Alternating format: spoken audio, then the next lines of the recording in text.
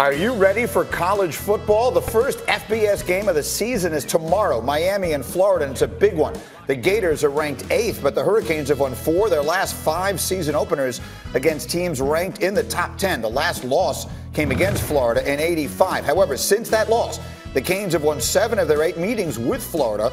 The Gators were ranked in all 8 of those meetings, but Florida does have some history on its side. The Gators are 21-0 all-time in season openers when ranked in the AP top 10, outscoring opponents by more than 30 points per game in those contests. Oh, and there was no surer sign that college football is right around the corner than this. That is Kirk Herbstreit.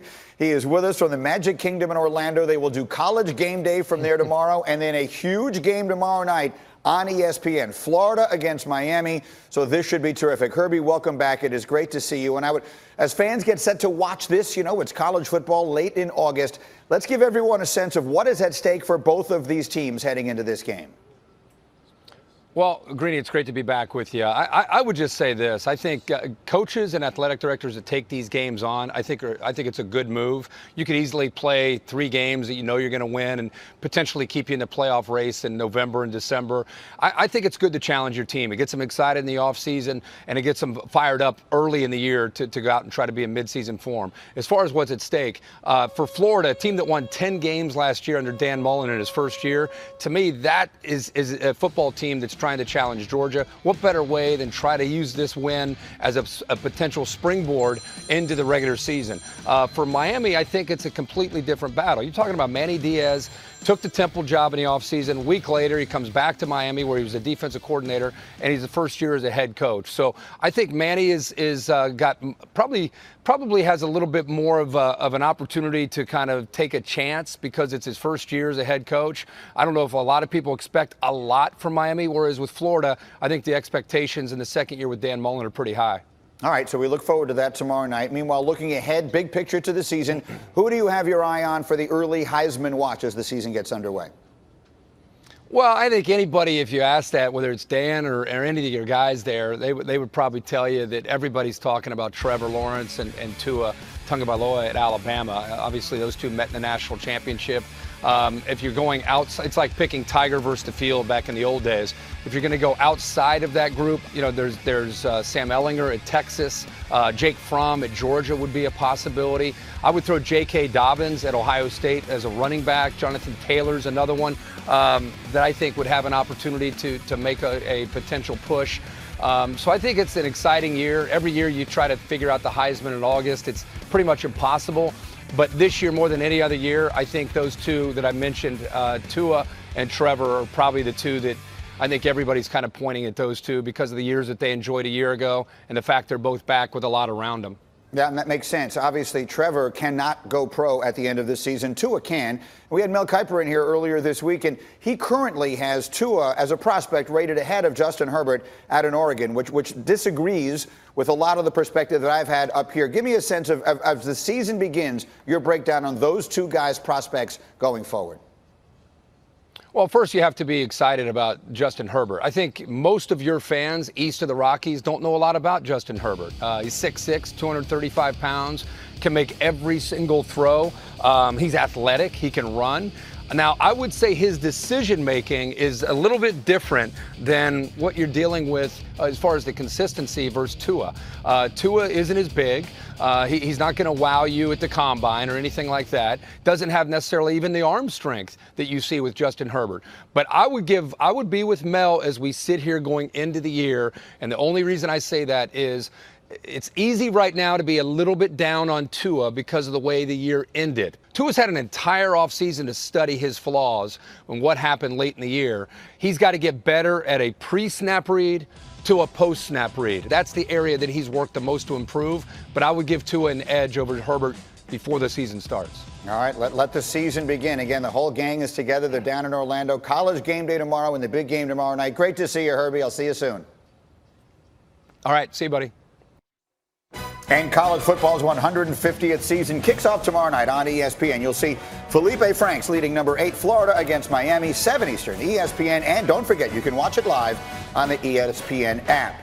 All right, let me get back to the NFL. Here we run the hurry up. Ryan Clark, Nick Foles threw a touchdown and a pick in 4 series during his preseason debut. What'd you think? I think Nick Foles could have been one of those guys to actually get some more snaps and make sure this offense was running the way that it should be, because coming off a year with Blake Bortles where the ineptitude offensively was at a very high rate, they have to make sure they can score points, move the football, because we know this defense can get after the quarterback and defend on the back end. And next, Josh McCown was sitting on this set like 3 weeks ago. And then yesterday he was 17 of 24 with a pair of touchdowns against the Ravens. Ryan Clark, are you considering a return to the NFL? I absolutely am not. Josh McCown is in much better shape than me. This is the dude that can still do 360 dunks. And when you play this position for as many years as he has, when you've been on a quarter of the league's team, you know how to throw the football, and he showed that again last night. Good job to our former, even though brief, colleague. Yeah, former and future. He'll be back. Terrific. I was thrilled to see him do that. And then let me talk about Josh Rosen. He played 4 drives against Jacksonville. 2 of them resulted in a score. Finished 5 of 7 for 59 yards. Ryan Fitzpatrick played the first 8 series in the game. Miami won 22-7 for whatever that's worth. But it's Rosen who's been sharp for the Dolphins so far in the preseason, averaging 2.5 more yards per attempt than Fitzpatrick, while also completing his passes at a higher rate. And so, Jeff Darlington, I turn to you. What are the chances Jeff Rosen is Miami's starting quarterback week 1?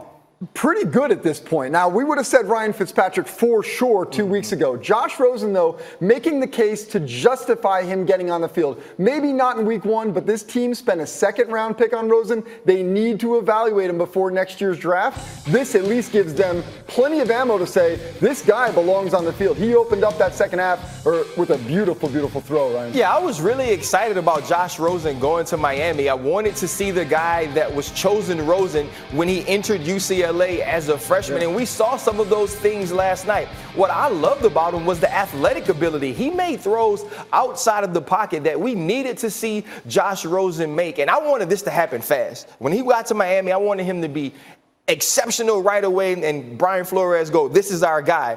But now we're kind of seeing it start and seeing it progress to a chance or to a way that he can get an opportunity early on in the season to be the starting quarterback. When we talked about the Eli and the Daniel Jones stuff at the beginning, we're talking about Ryan Fitzpatrick now. All due respect, this is a situation where the Dolphins are not going to be very good this year. If you can get a good evaluation of Josh Rosen to be confident in what you have going into next year's draft, that's a good thing. Absolutely. You almost can't overstate how inexpensive he is, which I know is a bunch of negatives in one sentence, but he's cheap, bottom line, for the Dolphins. Almost all the money that he was owed got paid in Arizona. So that's right. They would have a very, very inexpensive quarterback going forward for a couple of years if they are able to sort of make it work with him as they rebuild. I mean, that is the best case scenario. That was what you wanted. That was why this was such a huge deal and a big deal for a Miami Dolphins team that you didn't expect to be very good. But if you get your quarterback for a second-round pick and you have him for the low instead of being cheap, I'm just going to say for the low, off the clearance rack, you have an opportunity to start building a team.